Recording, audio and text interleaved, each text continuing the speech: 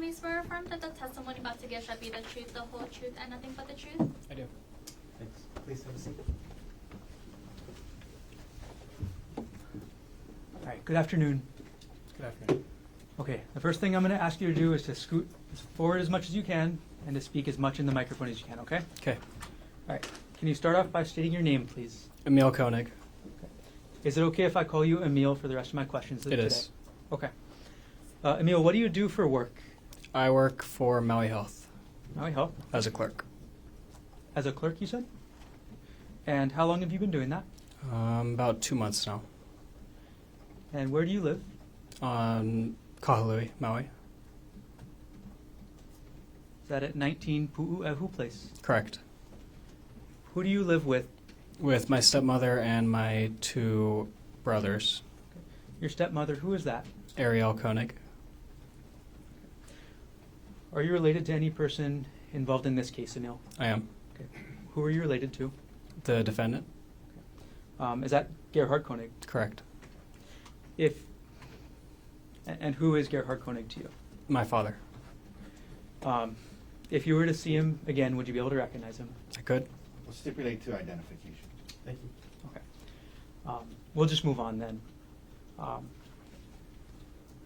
right. Emil, just over a year ago, on the morning of March 24th, 2025, where were you?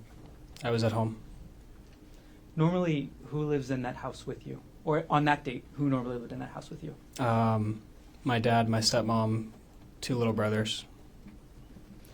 On the morning of March 24th, 2025, was your dad and your stepmom home? No. Okay.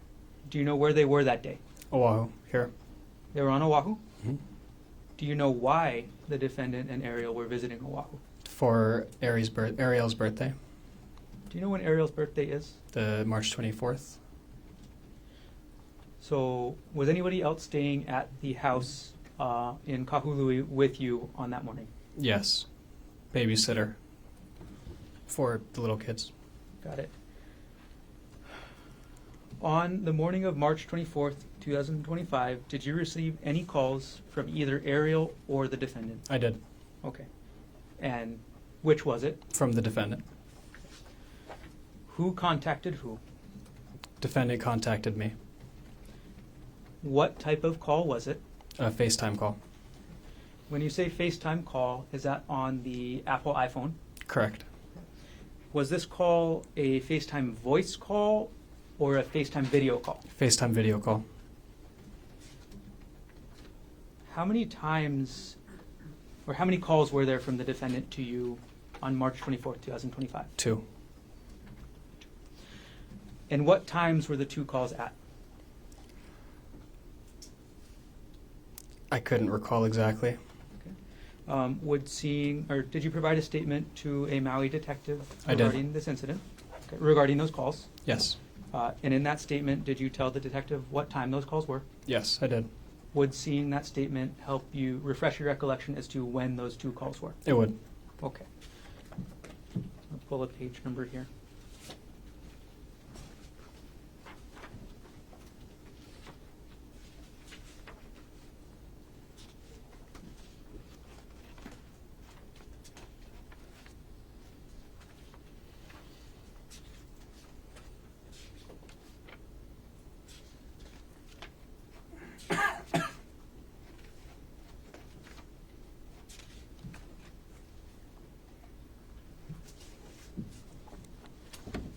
Okay, I'm going to approach with what's been marked as State's Exhibit 170. I direct you to lines, page number 3 and page number 4.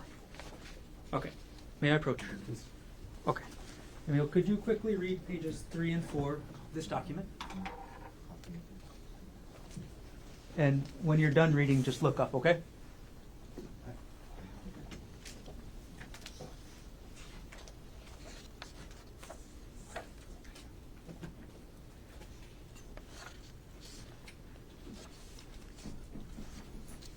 Okay. Is your recollection refreshed as to when those 2 calls were? It is. Okay, I'm going to retrieve the exhibit, and then I'm going to ask you the same question again, okay? All right, I'm going to retrieve Exhibit 170 from you. Okay, and Emil, What time were those two video FaceTime calls on March 24th, 2025? The first one was at 10:42 a.m. and the second one was at 11:46 a.m. Okay. I'm going to ask you about the call from 10:42 a.m. first, okay? All right. Where were you when you got the FaceTime video call at 10:42 a.m.? At home. That's the same address we talked about earlier. Correct. What did you see on the other side of the screen when you picked up that call? I saw the defendant. Can you describe the defendant as you saw him on that call? Wearing sunglasses, dry fit shirt. That's all I saw. Did you see the area that the defendant was in? Outside. And did the defendant tell you anything during that call? Yes. What did the defendant tell you during that call, as close to word for word as you can remember?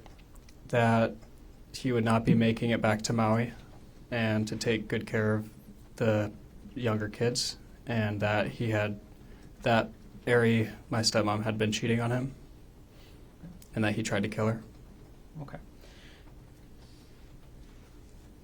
That's a lot, but I'm going to break that down a little bit.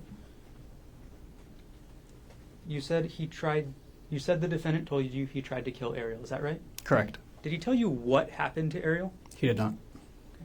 Did he tell you where she went? No.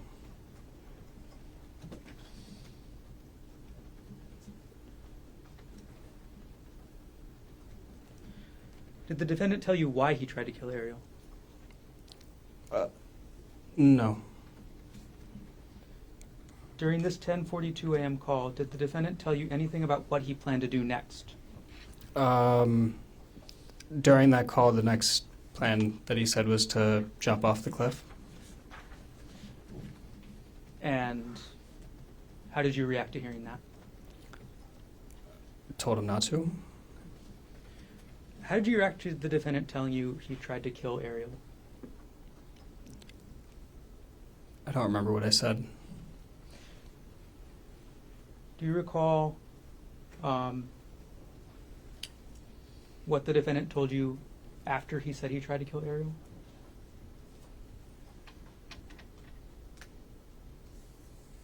Not directly after. Okay. Did he say where Ariel went? No, just away. What did he say about Ariel and away? He said that she had gotten away, and that was all I heard about her location.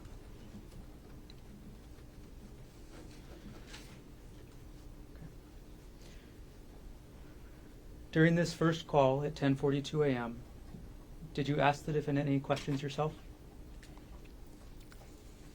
Yes.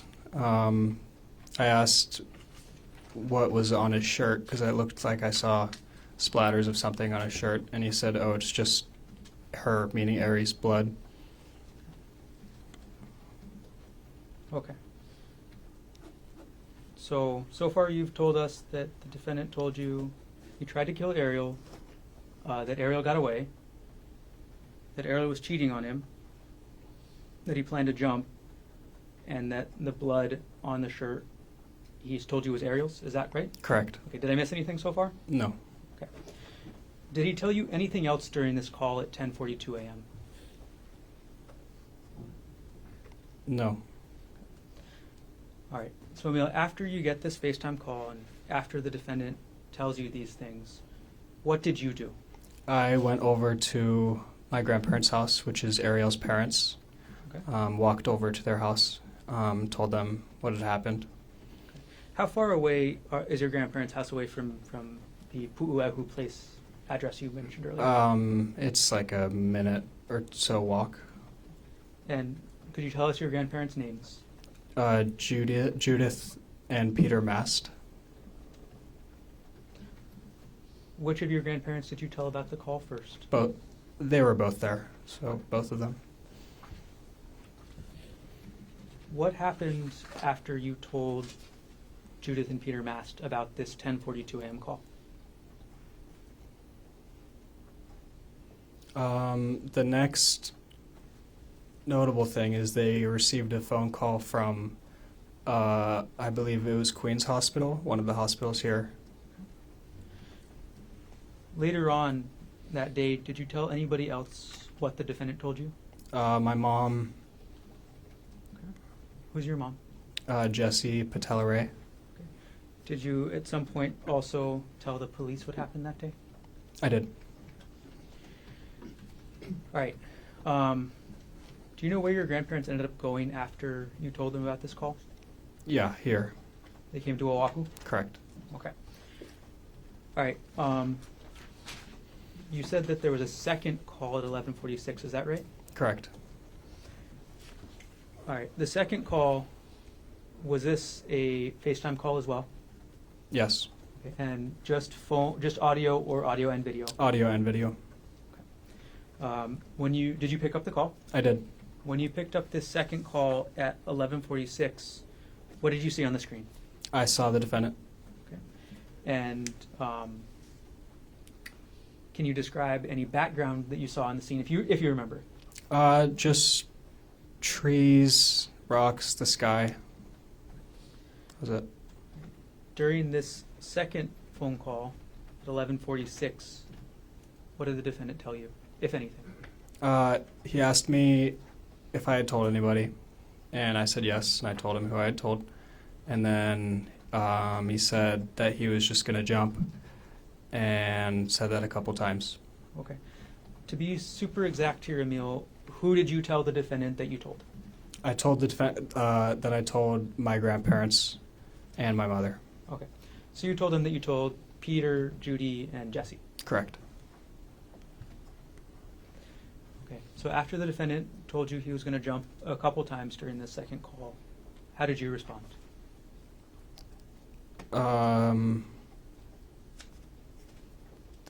Same way as before. Said not to.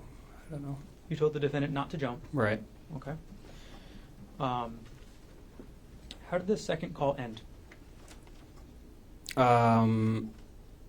With him saying, with the defendant saying, I'm gonna go before the police catch me. Did he tell you he was going to hang up? Do you remember that? I'm sorry. Objection leading. Sustain. Bad question, anyway. All right.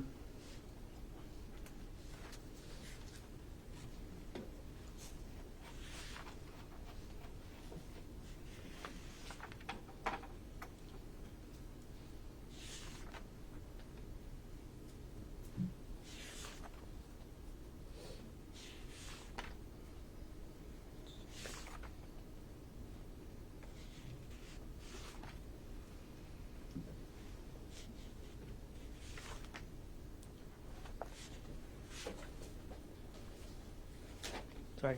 I just want to clarify, Emil, about the last thing you told me about the police. What exactly did the defendant tell you about the police? Asked and answered. Could you clarify what the defendant told you about the police? That he was, that the police was looking for him. He didn't want to be found.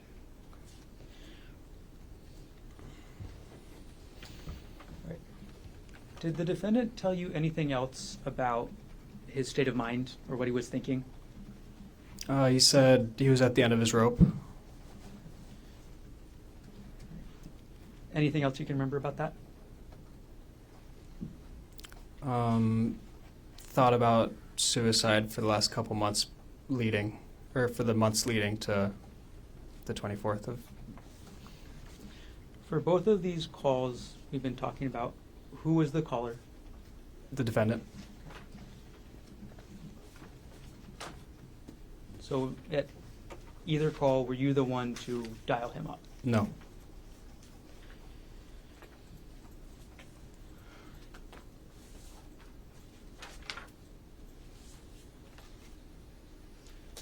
All right, Emil, overall, did you choose to get involved in this? I did not. During either call, did the defendant say anything about self-defense? No. Did the defendant say anything about Ariel attacking him? No. Overall, between both calls, did the defendant tell you what the reason was he tried to kill Ariel? Other than this is, Objection asked and answered. other than the previously stated him thinking she was cheating, didn't say anything other than that. All right. And Emil, overall, how are you feeling after these events on March 24th, 2025? Objection irrelevant. Sustain. All right. Did you stay on Maui after this happened? I did not. Okay. And where did you go? I went to Pittsburgh. And why did you go to Pittsburgh? My mom lives there. So did you go to Pittsburgh to be with your mom? Correct. Okay. One moment, Emil.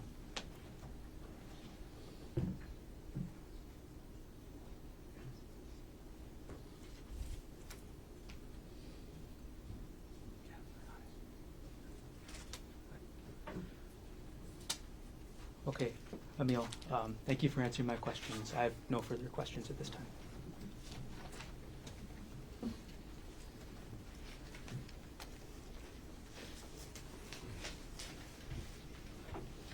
Cross-examination. Okay. 1 second.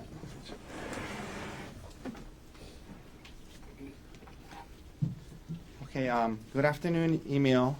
I'm Tommy. I have some questions for you. I'm going to try to not keep it, I'll try to keep it not too long. Okay, I know it's not easy to be here. I just want to begin by asking you a little bit more about the first call on the mountain, okay? And I want to ask you about before the call. Before that first call, at I think you said 10:42, it was a pretty normal day, yes? Correct. You knew that your dad and Ariel were on a trip to Oahu, yes? Correct. And you knew that they were on a hike that morning, correct? I did. And part of how you knew they were on a hike is because about 30 minutes or so before the call, they, meaning your dad and Ariel, were sending the family photos of the views from the hike, correct? Correct. So you guys had like a family group text or Snapchat or something like that? Yes. Who was on that? I believe just me, my dad, Ariel, and it might have just been those three. Okay. I can't tell you exactly. Okay. But you were on it, and they were your dad was sending photos of them on the hike, yes? Correct. Letting you know where they were, right? Yes? No. Well, I mean, just that they were on a hike, yes? That they were on a hike, yes, not letting me know where they were. Well, yeah, I just meant like showing you pictures of the hike they were on. Maybe Okay. it's a better way to word it. Is that right?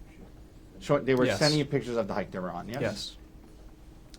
And at least at that time, everything seemed normal to you, correct? Correct. There was no reason to be concerned at that time, correct? Correct. Now you get this call on 10:42, and he's telling you, amongst other things, that he said he's not going to make it back. Yes. Correct. And like he was saying goodbye to you. Yes. Correct. And you quickly realize that something's wrong, right? Yes. You don't know exactly what's going on, but he's also telling you that he's going to jump and commit suicide, correct? Correct. And from what he was, saying, and from what and acting the way, what you could gather, you could tell that there was a lot going on in his head, yes? Yes. Okay. You could tell that your dad was distressed when he was talking to you, yes? No. Okay. You remember, you gave later the day of these calls, you talked to the detective on Maui. Remember that? Yes. Okay. And you remember telling the detective that your dad sounded like he was kind of distressed? Trying to stay calm, but kind of distressed? Remember saying that to the detective? No. Okay. Would seeing the transcript of the interview with the detective help to refresh your memory of what you told the detective? Yes. Okay. This is 1 70, page 4. Okay. May I approach, Your Honor? Yes. Okay. So, Emil, I'm going to show you this transcript. If you can just read lines 14 and 15. Well, if you wanted to start from lines 8 and read down to lines 15, and just read it to yourself, and let me know when you're done.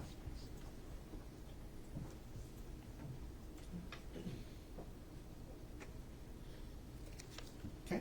You remember saying that to the detective? Yes. Okay.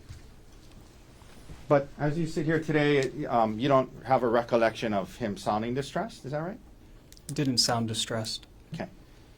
But you did tell the detective it sounded like he was kind of distressed, right? And then I said afterwards he sounded calm. Yeah, you said it sounded like he was kind of distressed, but trying to stay calm. And he did sound calm. That's what you said, right? Correct. Kind of distressed, but trying to stay calm, right? Yes. Is that right? Okay. Now, he's talking to you, sounds kind of distressed, trying to stay calm. And you said also at some point, said something about he seemed like he was at the end of his rope. Is that right? Yes. That is what he said. Now, the first call, Emil, when your dad is having this first call with you, from what it was on a FaceTime, right? Correct. And there was video, right? Yes. So you could see him and kind of whatever was in the camera behind him, right? Right. And he's having this call with you. He's right on the edge of what looked like a steep cliff, correct? Yes. Okay. And he's telling you he was going to jump, yes? Yes. And did you assume that where he was talking to you at was where the incident with him and Ariel took place? Generally? I wasn't aware. I wasn't thinking about that. Okay. But it looked like he was in a steep place that kind of was high, like he had to scale on rocks to get to it, correct? Correct. You see blood on your dad's shirt, yes? Correct. And he tells you that this was Ariel's blood, yes? Yes. And he told you that he was explaining to you about how Ariel had been cheating on him for a couple of months, yes? Yes. And he told you that the blood was from her head, correct? Correct. And half an hour earlier, everything seemed fine to you, right? Yes. Now you're hearing this. You see the blood. You see the steep cliff. He's telling you he's going to jump. And I'm sure it was a pretty emotional, upsetting call. Yes. Yes.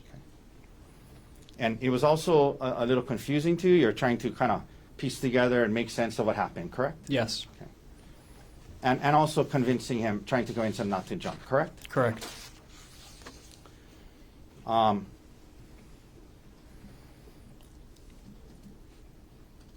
This was on FaceTime, and so it was on speakerphone, correct? Correct. Correct.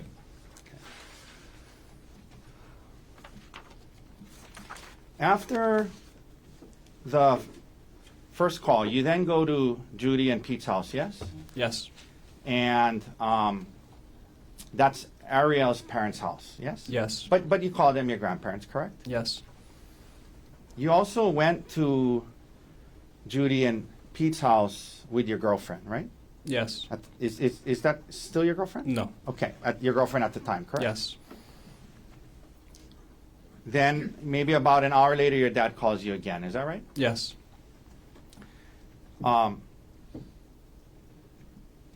you guys are talking, and he tells you, he brought it up and asked, and you said, yeah, I told Judy and Pete, and then he starts saying, okay, I'm gonna jump then, or something like that. Is that right? Yes. And then he said he needed to go so the police wouldn't find him, right? Yes. Okay, so he was telling you he wanted to jump and kill himself, and he wanted to go so the police wouldn't find him. That's what he was saying, yeah? Yes. Okay. And, after these understandably, these understandably difficult and emotional calls. Later that day, the detectives from Maui contact you, correct? Yes. And at least according to the, well, it was at, the interview started at 2:27 p.m., correct? Would seeing the transcript help you remember that? It would. Okay. May I approach, Your Honor? Yes. Okay. Okay. Again, 170. So, Emil, if you just read that, this is the start of the interview. Okay, read it to yourself. Let me know when you're done. Yep. All right. So the interview started at 2:27 p.m. later that day, correct?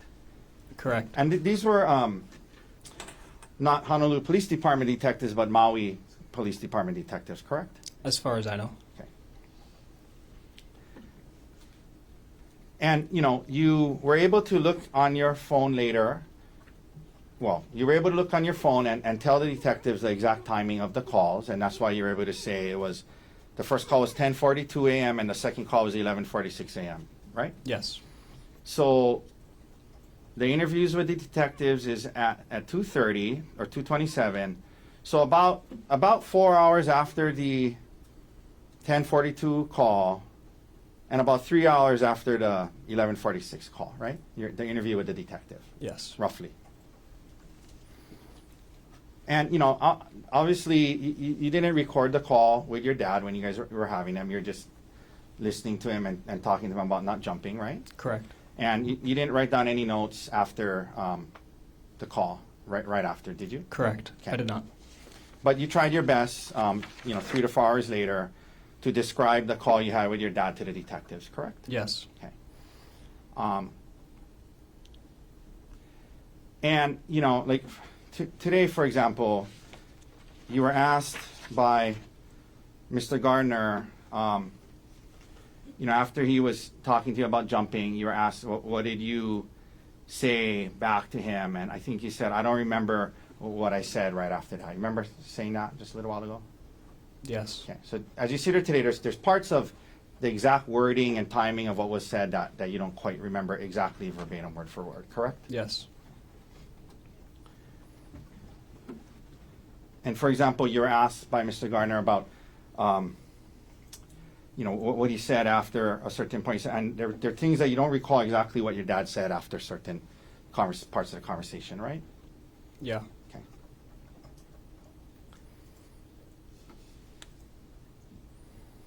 But you tried your best to explain to the detectives what you understood your dad to have been saying, correct? Yes. But to be clear, it wasn't like an exact word for word, verbatim of the entire conversation, but you did your best, correct? Yes. Okay. For example, in an effort to do your best to explain to the detectives on Maui what happened, you initially told the detectives that your dad told you he tried to kill Ariel by pushing her off a cliff. You remember initially saying that to the detective? Yes. Okay. And that was what you had kind of assumed, given the things that he told you and where he was on the cliff. That's what you assumed that he meant, right?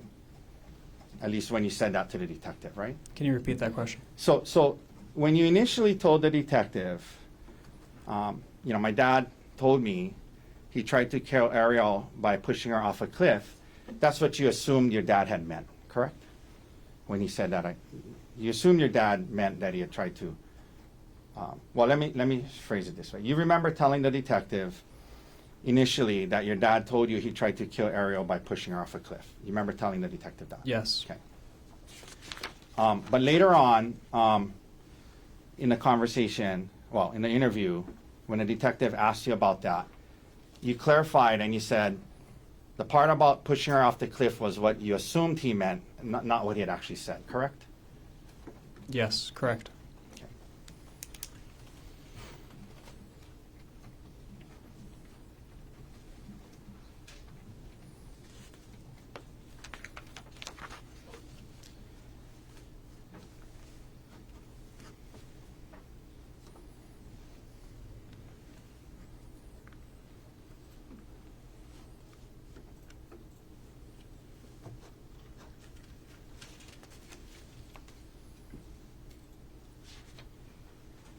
And then when the prosecutor asked you questions about it, you said at some point he said something about she got away, right? Something like that? Yes. Okay.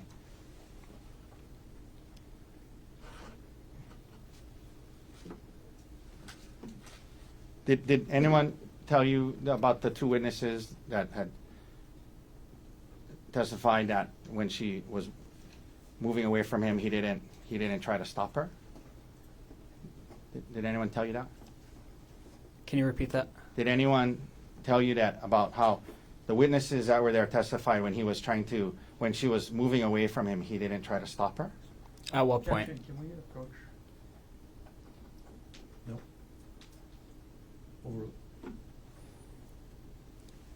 Did anybody share that information with you? I don't understand the question. Okay.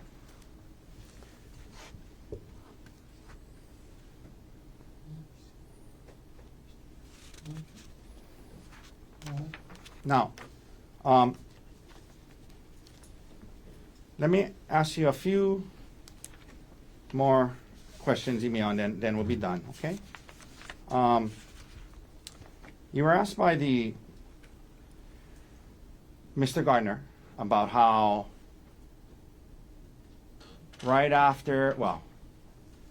about how after the incident you flew to Pittsburgh to be with your mom, Jessica. Remember that? Yes. And was it later that night? Yes. Okay. But you did return to live on Maui sometime thereafter? Yes. Maybe in a few weeks? How long were you in Pittsburgh? Couple weeks? Couple weeks. I couldn't tell you the exact day. Okay. But, within a month you were back on Maui. Correct. And you, at the time, you had moved to Maui with your dad and Ariel when you were in high school, yes? Yes. And that was something that you chose to do, right? Yes. Okay.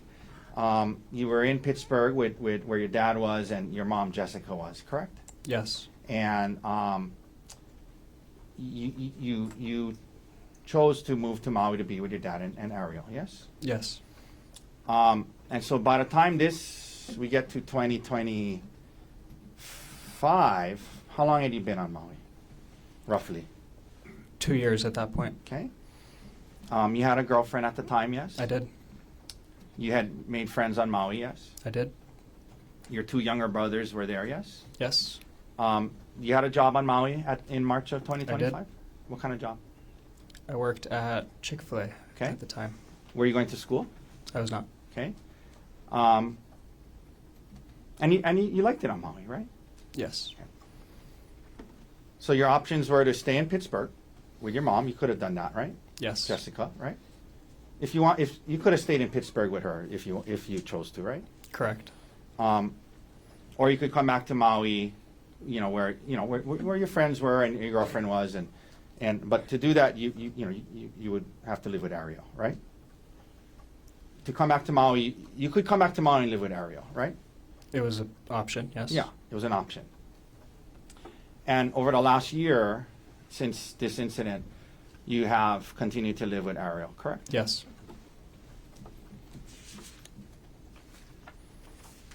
You also would see Ariel's parents, Judy and Pete, regularly over the last year, correct? Correct. And you refer to them as your grandparents, yes? Yes. And you, they came with you to court today, yes? Yes. Okay. And over the last year, though, you've limited your contact with your dad's side of the family, correct? You haven't seen them much, right? I wouldn't say that. Okay. Your grandparents, you haven't seen them much in the last year, have you? Or talked to them much? I have done both of those things. How often have you seen them?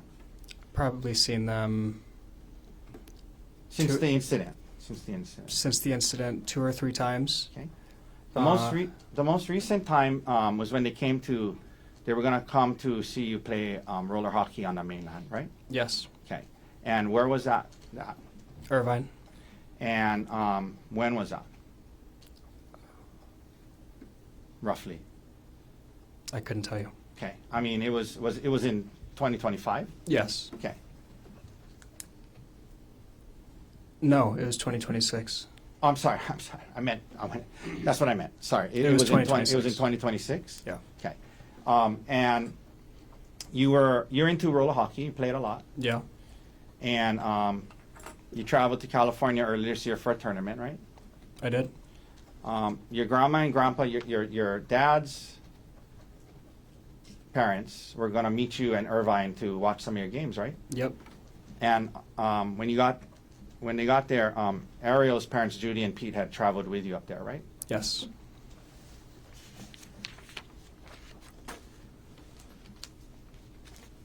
Okay.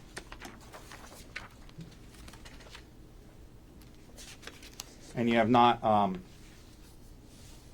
spoken to your dad since the incident, correct? Correct. Okay. All right. Thank you, Emil. That's all the questions I have for you.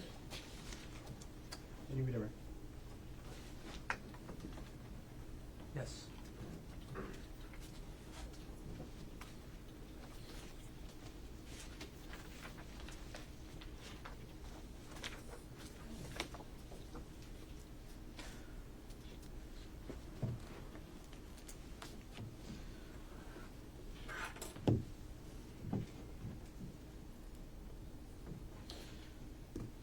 Right. Emil, one of the things that you were just asked about on cross-examination was the fact that you didn't tell the detective on Maui that the defendant told you that Ariel got away.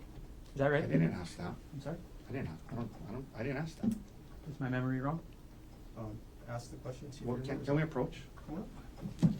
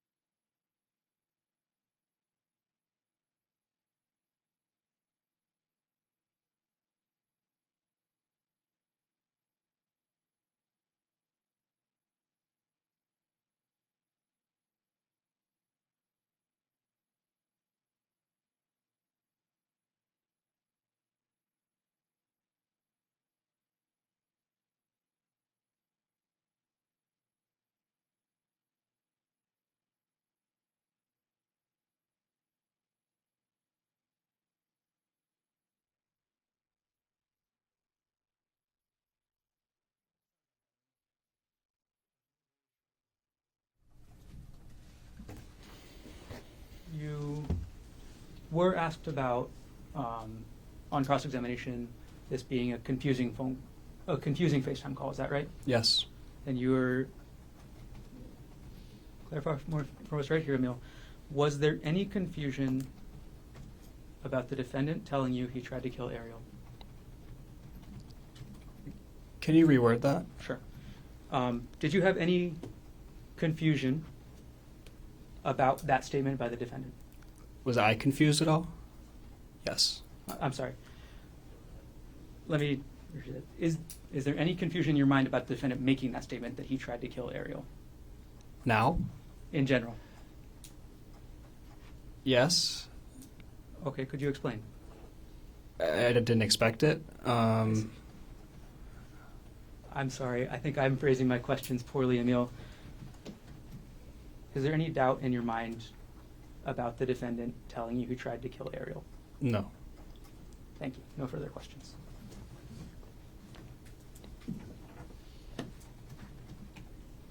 Any recross based on what was asked on your direct? No, thank you, Emil.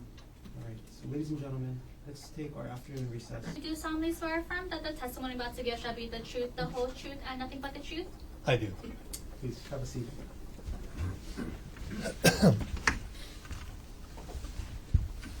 Okay. Good afternoon. Good afternoon. All right. As you testify today, could you please speak into the microphone as much as possible? I will do that. And first things first, could you please state your name? My name is Peter Mast. And what do you do for work, Mr. Mast? I'm a engineer. I work part-time for a company providing business consultation, about a quarter time. And where do you live? I live in Maui at 263 Kambalai Circle in Kahului. Who do you live with? My wife, Judith. Mr. Mast, are you related to any person involved in this case? The the victim in this, So, Mr. Mast, can you use the word complainant? I apologize. Ariel Worthington is my stepdaughter. Okay. As of March 24, 2025, who was Ariel married to? She was married to Gerhardt Konig. Will you understand if I refer to Gerhardt Konig as the defendant for the rest of my questions? Yes, And if you were to see him again, would you recognize him? yes, Okay. If you recognize him in the courtroom, could you point him out and let us know an article of clothing that he's wearing? yes. He's sitting at the table there Okay. in front of the monitor, second from the left. And could you let us know the color of shirt he's wearing? Black, blackish, greenish, dark. Okay. Your Honor, may the record reflect the witness has made identification. Record will reflect identification was made. Okay. Mr. Mast, between yourself and your wife, who would Ariel talk to more about her relationship? Definitely my wife. Okay. So where did most of your knowledge about Ariel's relationship come from? Secondhand through my wife. Okay. So I want to stay away from what your wife told you. Understand? Did you have any direct observations, meaning from yourself, about the relationship between Ariel and the defendant between December 2024 to March 2025? Yes, to a certain degree. We interacted with them relatively frequently. And I would say that starting sometime in the latter part of December on into the following year, there was a noticeable cooling in their relationship that was observable to both myself and my wife, which was consistent with what we had been led to believe had happened between them. Okay, and again, we're going to stay away from what you've been told, okay? Yep. Okay. What sort of context did you make these observations in? And I'm asking public or private. Generally, these were private dinners together, that kind of thing. So from the outside, from a public view, was there any indication of any strained relationship? I cannot answer that. I mean, cause for speculation about others. Overruled. The answer will stand. So your answer is you don't know the answer. I don't know the answer to that. I can't speak to how others observed them. There was limited times where we saw them in, let's say, a somewhat more public environment. One was at a party at our house in January. Okay. Could you explain what you observed at that party in January? Yes, this would be probably sometime late January. It was a Christmas get-together with friends, largely of the Konigs, that was at our house. And I will say that even at the time, I observed an instance in the kitchen where the defendant seemed to go out of his way to demonstrate closeness with Ariel by sort of grabbing her, getting her to come close. I thought it was odd. It was out of character, like he was putting on a show that everything was normal, if you will. Okay. I apologize. Sorry. Mr. Mast, can we Yeah. strike the last part of that answer? Yes. Okay. Granted. So, and again, let's just keep it to what you actually observed, okay? Yeah. Okay. Now, Yeah. I'm going to move on, Mr. Mast, to March 24th, 2025, Okay. okay? All right. On March 24th, 2025, at around 11 o'clock a.m., what were you doing? I was working in my office at home. Was anybody else home with you that morning? Yes, my wife, Judy. Did anybody else come into your home that morning? Yes, probably 11:30 in the morning. Emil Konig came over to our house. Who is Emil Konig to you? Emil Konig is a step-grandson. All right. And then what room in the house were you in? I was in my office. Judy was in the living room next door watching TV. I was at my computer working. Okay. And did you eventually leave your office and go to the living room? I did. Okay. My wife called me in. Okay. And I'm going to jump ahead in time, Mr. Mast. As a result of what happened that morning with you, your wife, and Emil, where did you and your wife go? As a result of what we heard, we got a flight and flew from Maui to Oahu. And took flight here, got in probably about 2 o'clock in the afternoon, went over to Queens Medical Center. And who did you see at Queens Medical Center? We went to see Ariel. Okay. Mr. Master, are you aware of any loan that you and your wife provided to Ariel and Gerhardt Konig? Yes, Is that loan still outstanding? it is not. Okay. When was that loan paid? That loan was repaid probably sometime in April of that year, And how was it repaid? in the form of transaction, a electronic transaction. Okay, and I'm sorry. Who was the person that fulfilled that transaction? Ariel. Okay.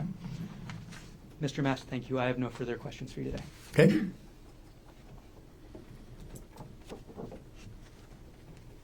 Cross-examination. Good afternoon, Mr. Mast. Good afternoon. So you indicated that from December to March, you were around Ariel and Gerhardt a decent amount of times, yes? Once or twice a week, Yeah, once or twice a week, and you got to see them interact with one another, right? correct? And when asked about anything odd, there was a party, and you were in the kitchen, and he pulled her close and seemed to go out of his way to demonstrate closeness. That's what you said, yes? Correct. All right. No further questions. Thank you, sir. Any redirect. Thank you. Mr. Mast, thank you. You can step down. All right. That first step. Thank you.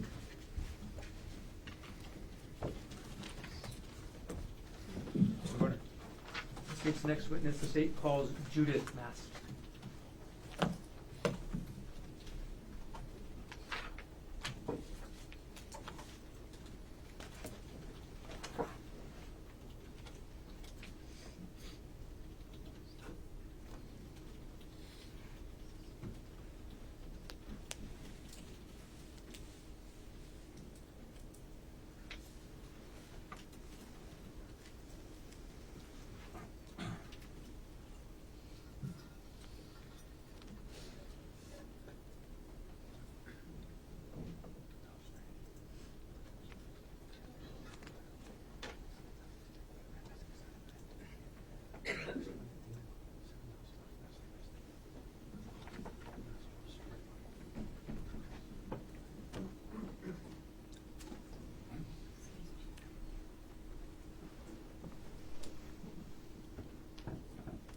Please raise your right hand. You do solemnly swear or affirm that the testimony about to give shall be the truth, the whole truth, and nothing but the truth? I do so swear. Please have a seat.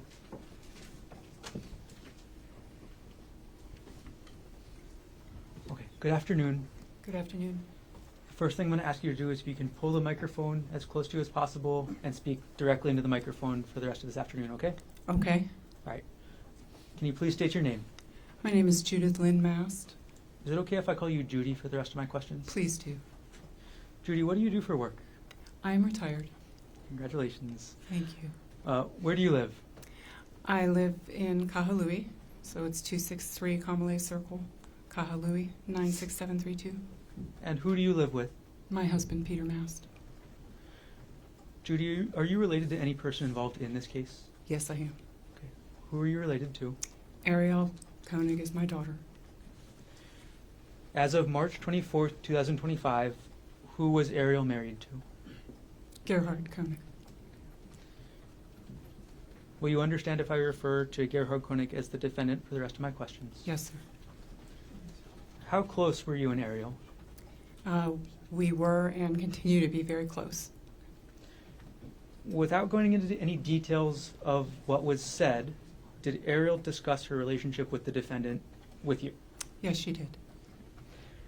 Aside, again, from what Ariel may have told you or may have said, did you have any direct observations of the relationship between Ariel and the defendant between December 2024 to March 2025? Yes, I did. Okay. Can you explain what, and again, speaking from your own observations, what you observed? There was tension, coldness a little bit, and then it started to change. They were going to counseling, and it seemed to ease up a little bit, but initially there was tension. Okay. Judy, I'm going to ask you about the weeks leading up to March 24th, 2025. So the couple weeks leading up to that date, did you notice any changes in the relationship? And again, from your observation. Yes. What did you observe? It seemed like they were getting along a little better. We were getting Snapchats and things that they were very happy. Yeah, they looked like happy Snapchats, you know, social media. So it did seem to us at that time that perhaps things were improving. Okay. When you say at that time, in those couple weeks leading up to March 24th, 2025, was it odd to you to get these Snapchats? Did you think anything of it? Not at the time, no. Okay. All right, Judy, I'm going to move forward to March 24, 2025. At around 11 o'clock a.m., what were you doing? As much as I hate to say, I was listening to an audiobook and crocheting. I'm 65, not 85, I promise. And was this at your home? I was at home. I was in my living room crocheting and listening to an audiobook. Was anybody else home with you that morning? My husband was there. He was in the next room. And that morning, did anybody else come into your home? Yes, as I was sitting there, I heard the front door lock activate. It's an electronic lock, so when you punch in the code, you can hear it. And then, of course, the dog went nuts, and Emil came in with his girlfriend. Right. Were you able to observe Emil's demeanor when he came into your house that morning? Yes. Okay. What were your observations of Emil's demeanor? He was very upset. He was shaking, crying, very upset. Judy, I'm going to jump ahead in time just a little bit. So as a result of what happened when Emil came to your house that morning, did you call or text anyone? I did. Who did you call? First I tried to call and text Ariel, and I got no response. I checked her location, and I texted the defendant. Okay. We're going to break that up a little bit, Judy. Mm-hmm. When you said trying to find her location, was that Ariel's? Mm-hmm. Okay, and how do you Sorry, Ms. Mast, is that a yes? That's a yes. I'm sorry. No, not at all. Thank you. Yes, sir. Okay, and how did you attempt to find Ariel's location? We share locations we have iPhones, and we share our location in the app.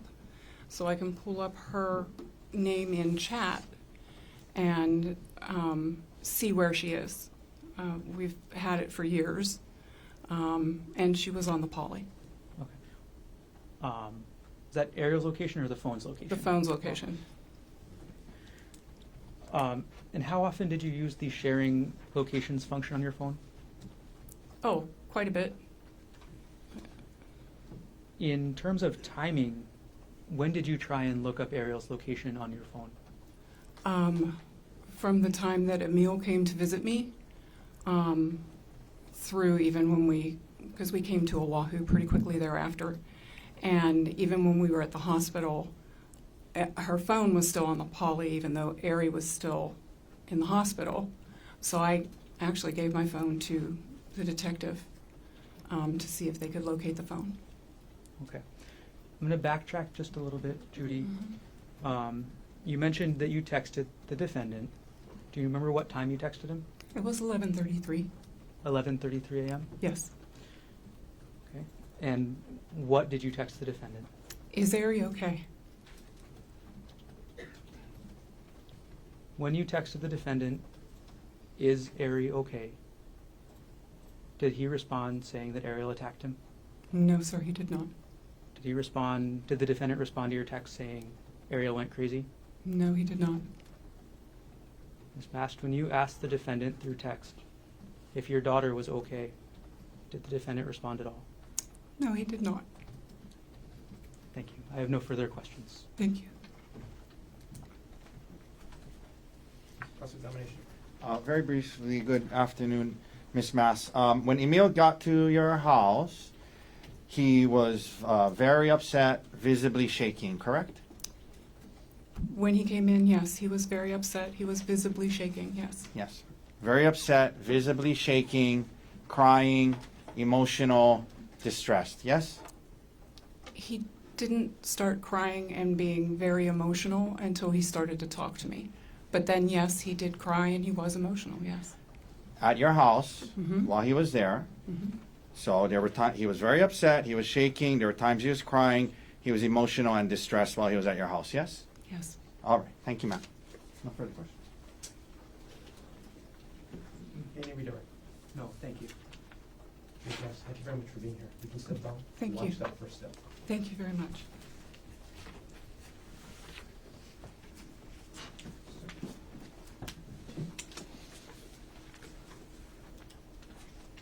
Can you describe for us what you and the defendant were doing as you started to head back down the trail? Sure, we were just walking and talking, and I was like, "Oh, I'm not as much fun as I used to be since having kids, I guess." But yeah, I'm just not enjoying this today.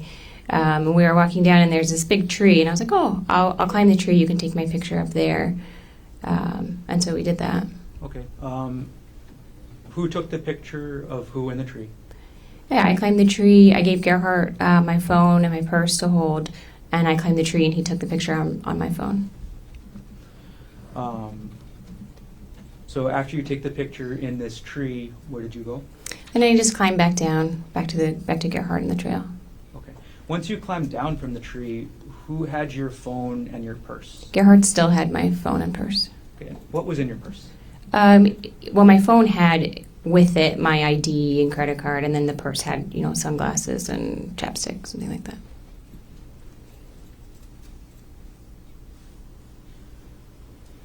Okay. Now you mentioned one picture of you in a tree. Did you take any other pictures when you're coming down the trail? We did. At that point, Gerhardt said, "Let's take a selfie." There's like a cliff's edge there, and he's like, "Let's take a selfie with this view in the background." And so we went and took a picture there as well. Did you take any pictures of the defendant? On the hike up, we were both taking pictures. We were taking Snapchats and pictures. We have a family Snapchat group, and we were sending pictures in there. I see. Okay. All right.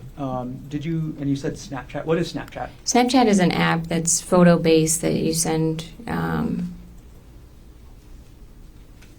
I don't know how to describe it better than that. It's ephemeral. And you said there was ephemeral? It doesn't last very long. It's not like permanent storage. So you would send maybe less. You would send more pictures than you might otherwise. Okay. And let's see. Did you have access to any of your photos from Snapchat after this? Some, not all. I'm going to approach with State's Exhibit 131, which has previously been shown to defense counsel and shown again. May I approach? Yes.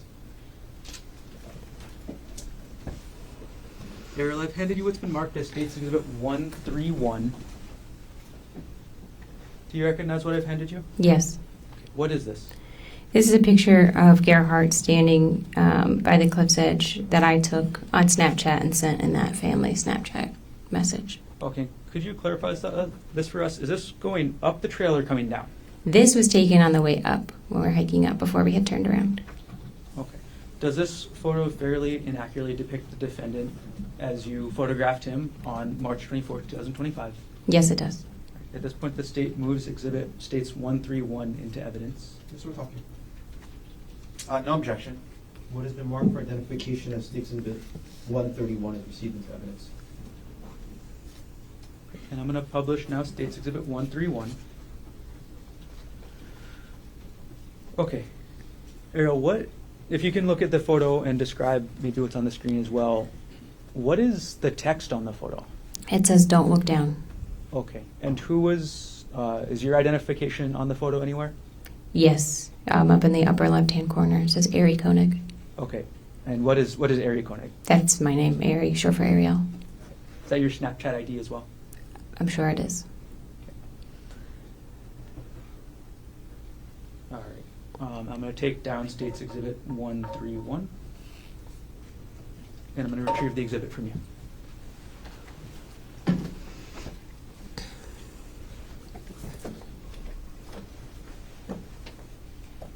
then hand it over. Ariel, why did you say don't look down there? It's a very steep cliff behind him. Okay, I want to fast forward in time a little bit to the photos you mentioned later. Sure.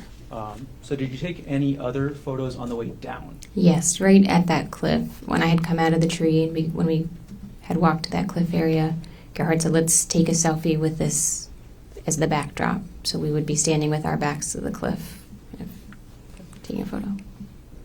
Before you took that selfie, or before the defendant asked to take that selfie, did you notice anything about the defendant's attention? Yes, he was very aware of where I was, where my feet were, where he was, and where the trail was. I felt like he was often looking at my feet and just very spatially aware of where I was on the trail. Did you ever take that selfie? We did. It wasn't quite as close to the edge as he wanted. I was standing from that photo. You can see there's a pine tree, and I was holding onto a branch of that because I was just uneasy that close to the edge. And we did take a selfie, but I held onto that tree. Okay. Do you still have access to that selfie? I don't. What happened after you took the selfie while you were holding onto the tree? I just asked him to move down the trail a little bit so that I could get past without having to go near the cliff. And then how did the defendant react to that? He was a little like, okay, and then he moved a few paces away. Okay. So after the defendant moved down the trail a few paces away, what did you do? Then I walked to him. So he was then facing me and the cliff, and I walked up to him. And again, everything was normal. I walked up and just kind of like brushed my hands against his shoulders, kind of like a little hug. Okay. As you had your hands against his shoulders, where was the defendant facing? He was facing the cliff, facing me. My back was to the cliff, and he's facing me at the cliff. And how far behind you was the cliff? Feet, 10 or less. Excuse me, I couldn't hear that. 10 or less feet. All right. So, okay, after this happens, after you get to where the defendant is on the trail, what happened next? When I walk up to him, then he grabbed me really forcefully by my upper arms, and he said, "I'm so sick of this. Get back over there." And he starts pushing me back towards the cliff. While the defendant was grabbing you and pushing you, what did you do? I was surprised. It felt almost like he was kidding at first, and I was like, "What are you doing?" But he had grabbed me really hard and was moving me. So we kind of wrestled a little bit, and I threw myself onto the ground because there's a lot of trees and shrubs there so that I could hold on. As you threw yourself to the ground, how did the defendant respond?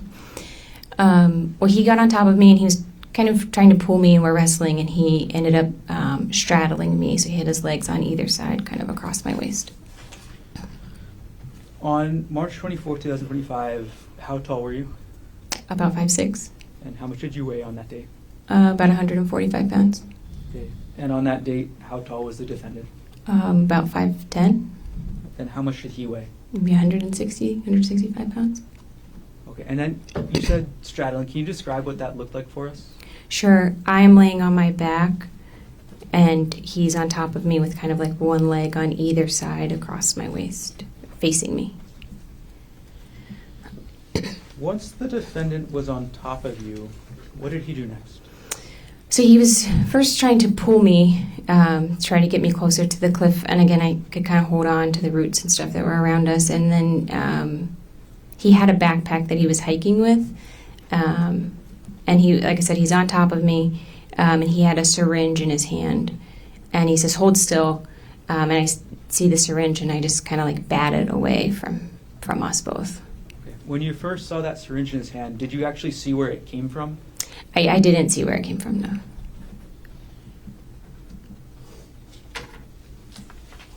All right. And you said you were able to bat it. Do you know where it went? It just fell on the ground sort of near us. It would have been to my left because I could still kind of see it in my periphery. So I was trying to make sure it wasn't going to get grabbed again. And then could you describe what you remember about the syringe, what it looked like? Sure. It was a clear syringe with a blue piece, maybe blue plunger, I guess is what that's called. Once you were able to bat the syringe away onto the ground, what did the defendant do next? So he had taken his backpack off, and it was on the ground to his left, so kind of to the right side of my body here. And he was digging in that with his left hand, and then kind of holding me down with his right hand. And I'm screaming, and I'm saying, "What are you doing? Get off me!" And he's saying like, "F you're done. I'm so sick of you. I'm so done with you." And I'm trying to kind of protect myself and get out of there. But also he's gripping his hand closed really hard. And there's a vial in his hand. So I was trying to pry his hand open so I could grab that vial out. Okay. Which hand did you see the vial in? The vial was in his right hand. Okay. And did you actually get to see the entire vial? No. Okay. What part of it did you see? I could see pieces of it because I'm trying to like pry his fingers off of it so that I can grab it and throw it. Were you able to open his hand that was holding the vial? Not enough to get the vial away. All right. You mentioned the defendant was saying some things. Can you tell us what you remember he said as he was on top of you? Yeah. I'm screaming, and he's telling me, "Shut the up! Nobody's going to hear you out here. Nobody's coming to save you." And I'm saying, like, "You can't do this. Everyone knows we're on a hike. They'll know this wasn't an accident, and our kids will be orphans. You'll go to jail, and I'll be dead. Like, you have to stop." And again, he's saying, like, "You're done. We're done with you. We don't need you anymore. You're done. You're done." Did telling the defendant any of these things that you told him, did that get him to stop? No, not really. And I had said, like, "Your mom just sent me a really beautiful text for my birthday. Like, your family will be upset if I die. You can't face our kids after this, you know." And he did seem at that point to, like, calm down a little bit. Like, it seemed like he took a deep breath and calmed down. And so I had this moment where I was like, okay, this is the break. Like, I can get out. And then he just starts hitting me with a rock. Okay. I'm going to backtrack for just a moment, Ariel. As the defendant was on top of you, as the defendant was saying things, and as you were saying things back, were you trying to defend yourself physically at all? Yes, and I'm screaming and trying to defend myself physically. So I think I bit his forearm at one point, trying to, that would have been his right forearm. And then I was also squeezing his testicles with so I had my right hand trying to squeeze his testicles to get him to get off of me.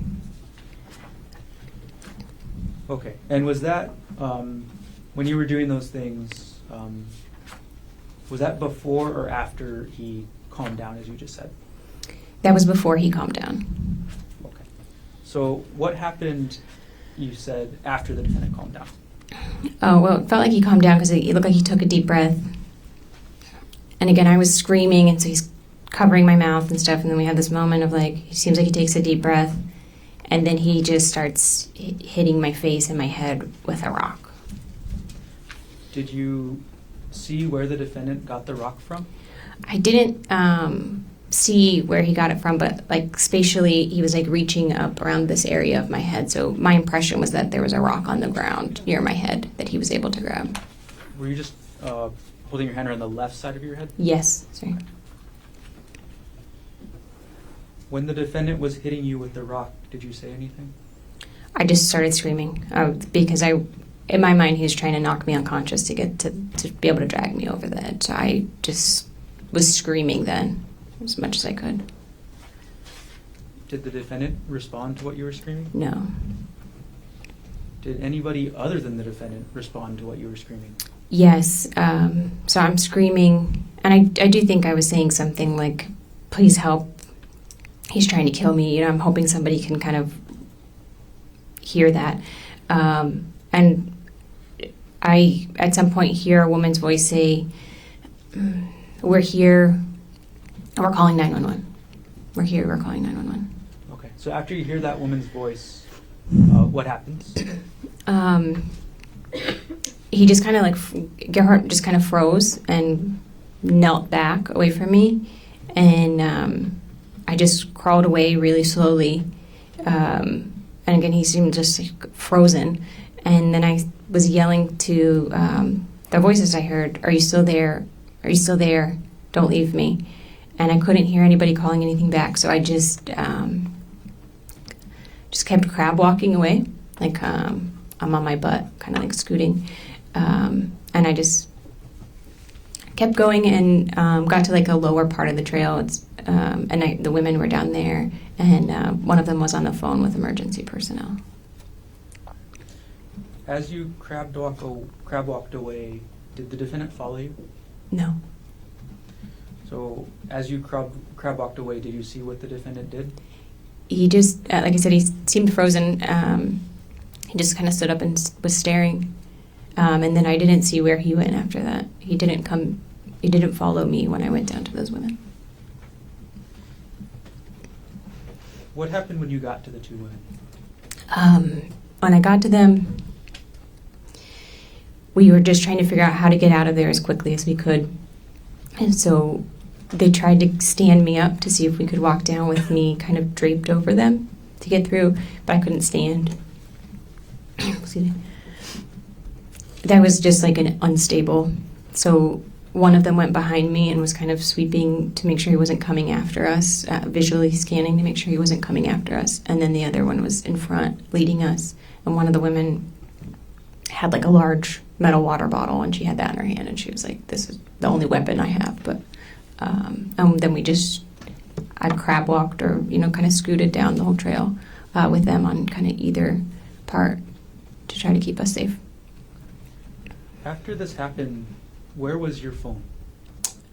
My phone and my bag were still with Gerhardt. Still with the defendant? Yes. So does that include your purse that you mentioned? Yes.